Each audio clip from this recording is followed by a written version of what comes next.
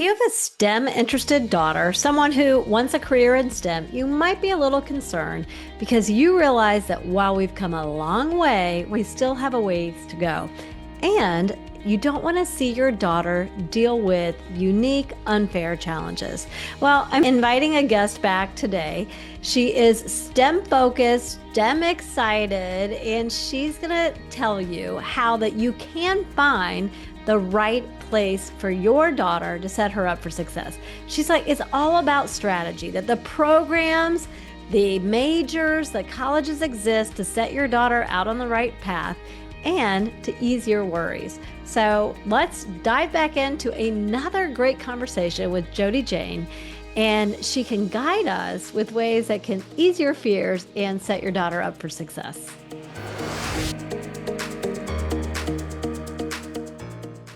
Welcome back to the show, my friend. You were previously here on episode 132. I can't believe it's been a year. It's a pleasure, yeah, to be back again. Thanks for I'm so making the time. excited. Me too. Well, last time, we had that broader lens on like, you think your kiddo wants computer science. And yes, that's a great path, but it's very competitive. So, as you think about computer science or other possible majors, here are some other STEM majors that might open some doors and be a great fit for your kids. So, if people want to go back and listen to that, it's flourishcoachingco.com/132. And then this year, we're going to do a deeper dive on female persistence in STEM. And I am really excited. So if your listeners, if you are the parent of a young woman who might be thinking about a STEM field, if you work with teenagers in schools or privately and you've got females on your roster, we're going to have actionable ways for females to find the right programs, find the right schools, because we know some are better at this than others, and persist through STEM majors to get a thriving career. So, what made you decide that you're going to take this special focus on female and STEM?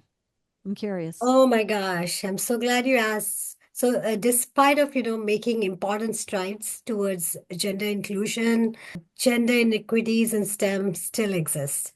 And Yeah. especially for engineering, math, computer science, they still remain largely male-dominated fields. And I feel that female students often feel intimidated and unwelcome in STEM classes. And that's why, I thought it's so important to kind of talk about, what additional criteria should families look at who have female students interested in STEM. So, that's how I kind of, thought this would be a really interesting topic and we could have like a great conversation around it.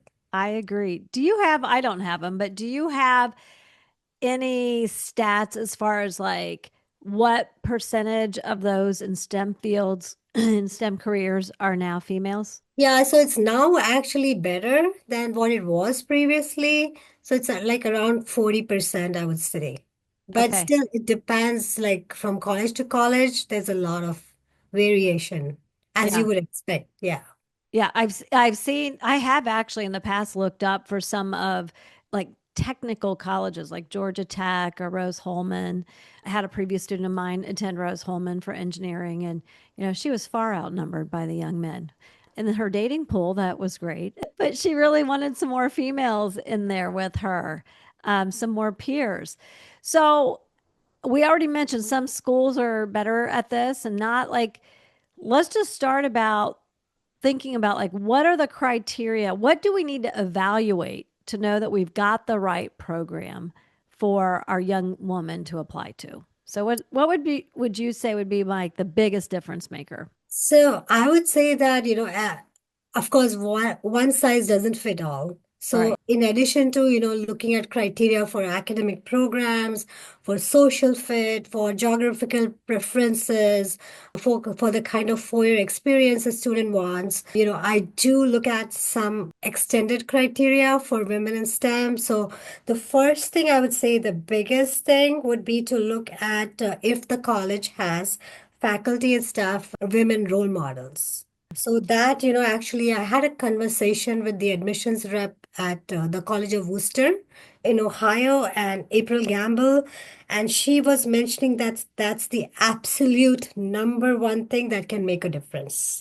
So I'm So going to having guess those, that at Worcester, have they doubled down on getting more female faculty yes. on the roster? Okay, so I did actually tour the college and yeah, lots of women faculty, lots of encouragement, lots of good research going on there. Having women role models to look up to for younger women makes it a little less intimidating, and then they can, talk to their mentors, specific questions, and, get that guidance that they want. yeah, I've even found over the years as I've talked to young women who are interested in business and entrepreneurship, just that idea of entrepreneurship benefiting, having a female role model. And I've mentored some young women as well.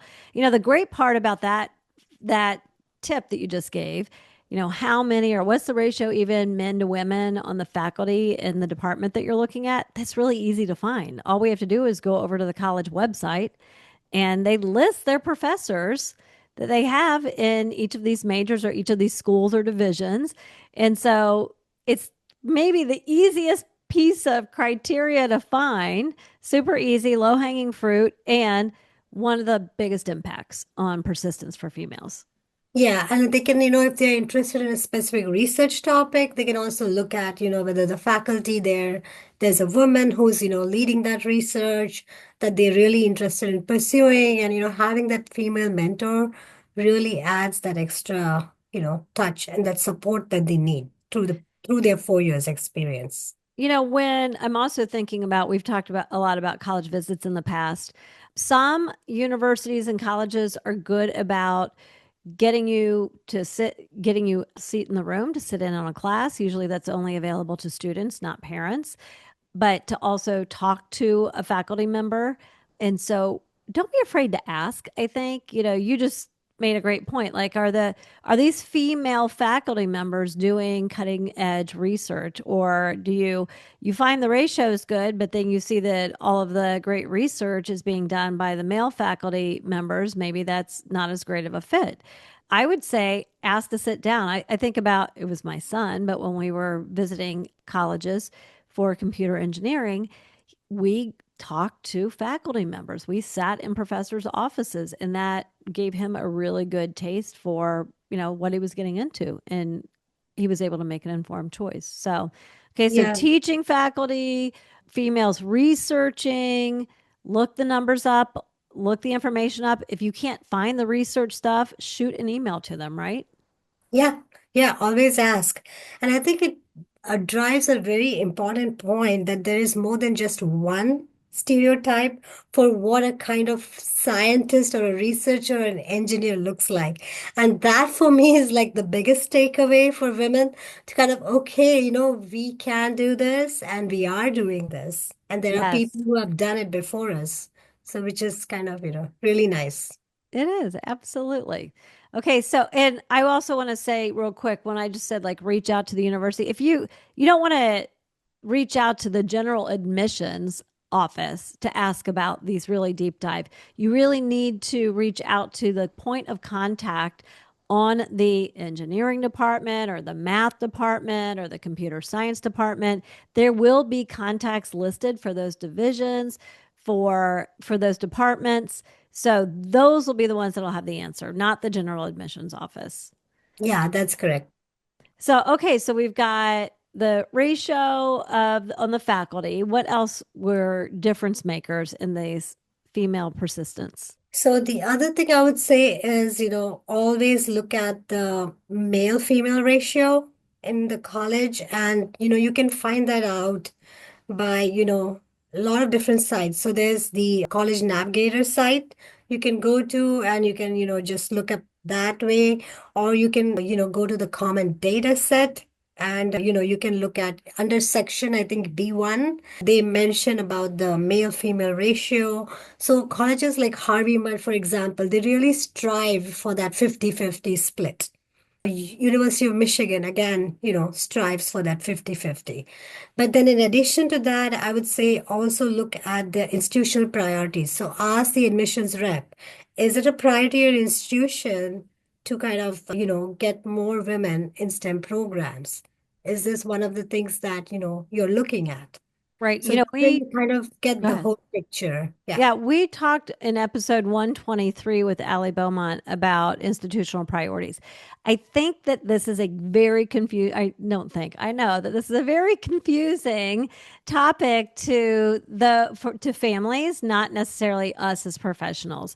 And so, listeners, institutional priorities, first of all, they change from year to year. Or if you see that they've got a new directors of admission or a new VP of enrollment, they might have different priorities. And so priorities, it's who they are going to give preference to, right? And in Yeah. this case, you were talking, did you say at Worcester they had an institutional priority of admitting more females? Was that the school you were referring to So earlier? actually, Amy, the rep from Waterloo, she Okay. was on the panel that we recently led at the ICA conference, talking about advising women in STEM, and she was mentioning that at Waterloo they're really prioritizing bringing more women in their STEM program. So that's like one of their big institutional priorities. They're not yet there in the male-female ratio. So if you look them up, it would be like, oh, okay, that maybe that's not a college where I should send my female student interested in STEM. But as I said, talk to the admissions rep, figure out if that's the institution priorities. They want to take more women in their STEM programs. That's a great fit. Well, you know what that makes me think of?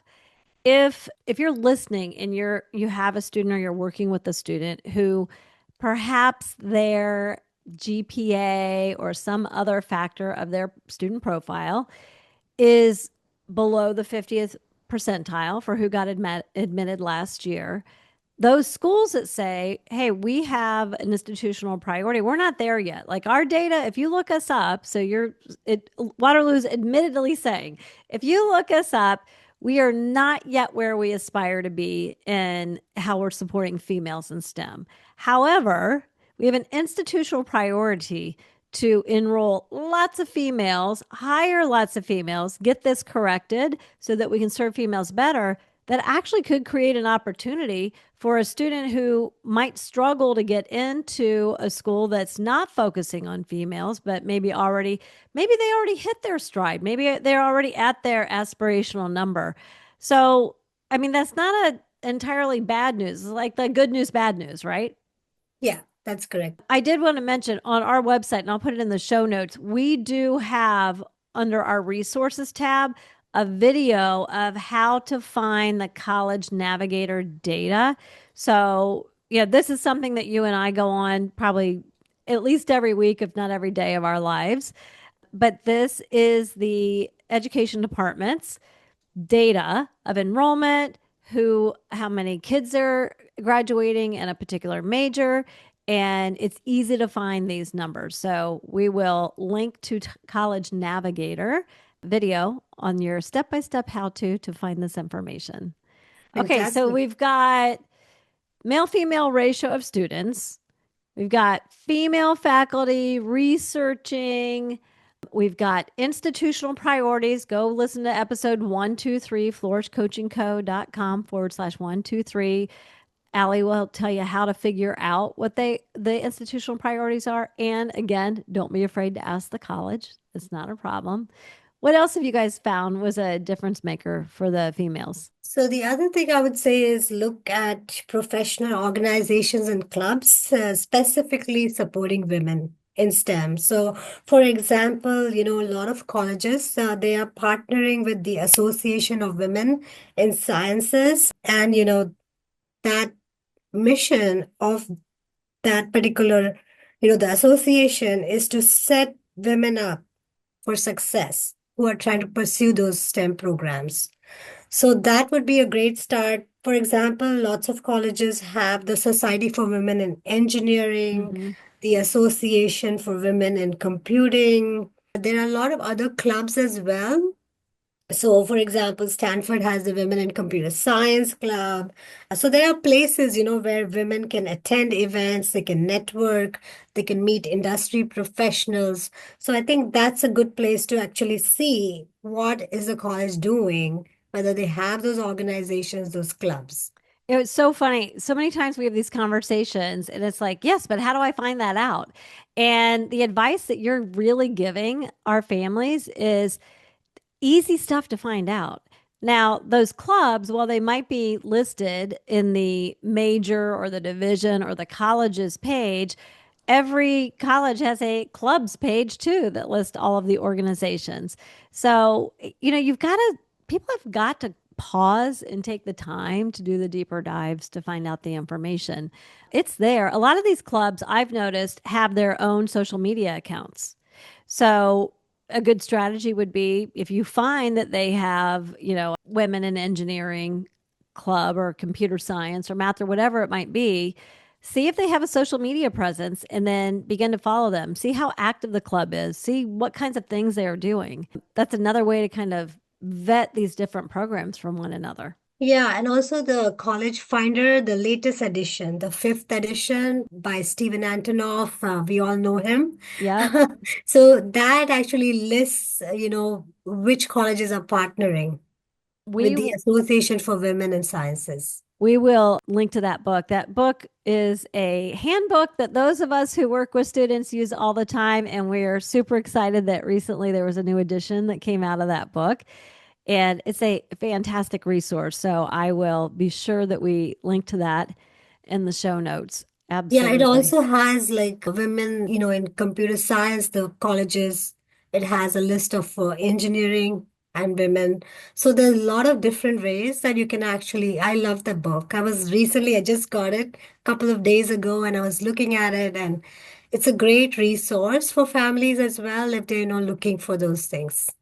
As we're talking about these things, and I know you're not done with your list yet, but it makes, if you look up and research these things about a college to decide if this is where you want your female who's STEM oriented to go, you're going to have a really easy time writing your why this college or why this major essay, or some colleges have the why do you want to study that major at our particular school, and they don't want to hear about their geography, and they don't want to hear, they want to know why it's a fit for you. And so this is that natural Venn diagram of how to write the why this school, why this major essay. So if you follow this advice, you're going to have a really much easier time with your college essays, right?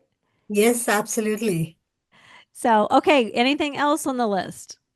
I would say look for living and learning communities. Not only do they make a larger school feel smaller, but you can also have that supportive residential community focused on providing your female student with the support and the resources and then setting them up for success.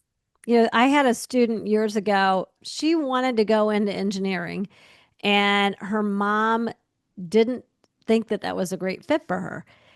And I forget all the reasons why. And the student, we did job shadows and informational interviews with professionals while she was in high school. And when she went off to college, and by the way, she is an engineer today, she's graduated from college, she's working full time. But as she went off to college, she lived in a living learning community for women in science and engineering. And she said that that living learning community was pivotal. It was like the final piece of the puzzle to knowing, like, I really found my people and that this career path was the right fit for me. She was doing all the things that her mom kept saying, and her mom just wants the best for her and wasn't completely on board yet. But the mom was just planting seeds of like, are you sure? Are you sure? The good part was it made the daughter really double down and do the work to make sure she was assessing the fit so she could make an informed decision. But that living learning community, I talked to her after her freshman year, and she was that's when I knew I was with my people, when I was living day in and day out, sleeping in the same room with other women in STEM. Yeah, awesome. Absolutely. Any other tidbits for us? I would say look for specific scholarships internships, opportunities for women. For example, I think Lindsay from the Lehigh University, she was mentioning about, specific scholarships that they have for women.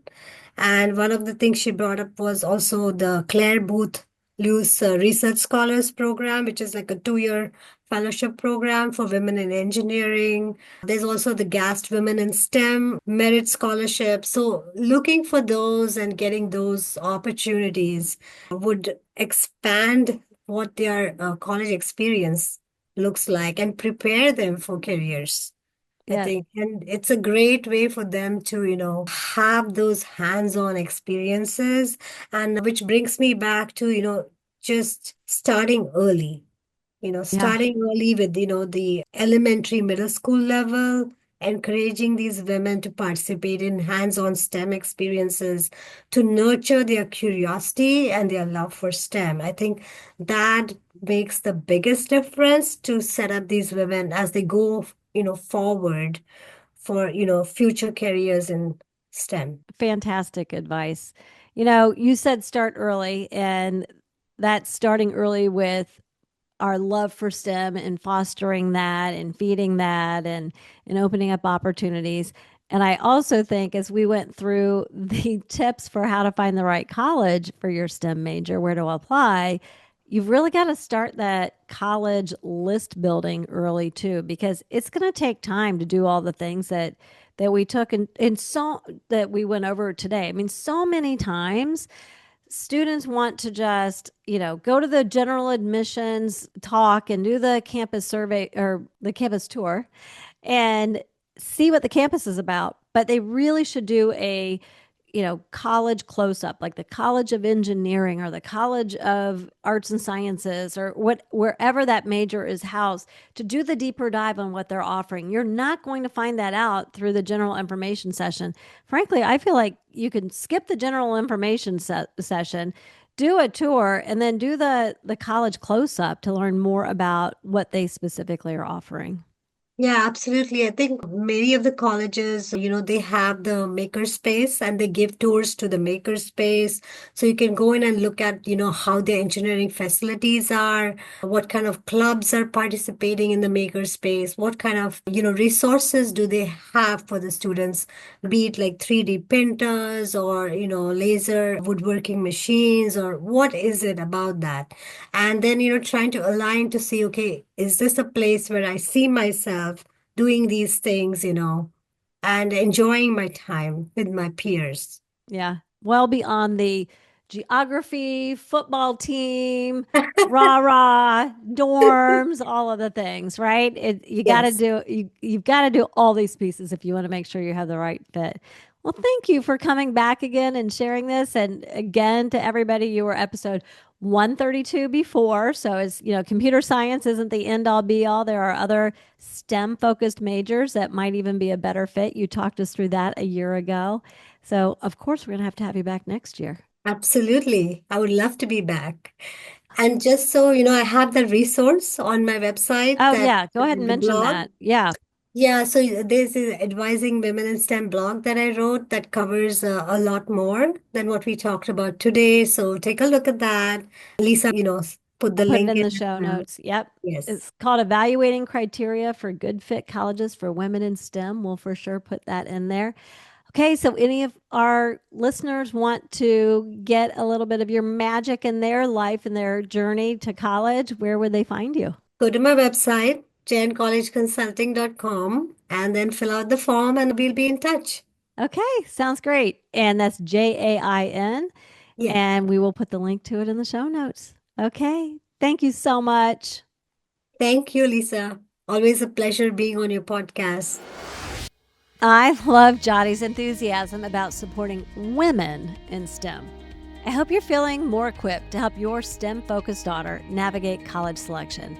Remember, the key is starting early with that research process. Don't wait until senior year to evaluate whether a college truly supports women in STEM fields. Use those resources we mentioned: College Navigator, the Common Data Set, and direct communication with the departments. I know that can feel intimidating sometimes. I put links in the show notes to our step-by-step videos on how to use both College Navigator and the Common Data Set to find the data that you need for your journey. And here's something exciting. Jyoti has written a comprehensive blog post that goes even deeper into evaluating criteria for good fit colleges for women in STEM. You'll even find specific examples, additional resources, and a checklist you can use during your research process. I'm going to link to that in the blog post in the show notes, so be sure to keep reading after you stop listening. If this conversation resonated with you and you want to be more supportive of your teen figuring out how to choose the right major and college path, remember that everything can be figured out. You don't have to navigate this journey alone. Visit flourishcoachingco.com/course to learn more about the support I can give your family and launch career clarity.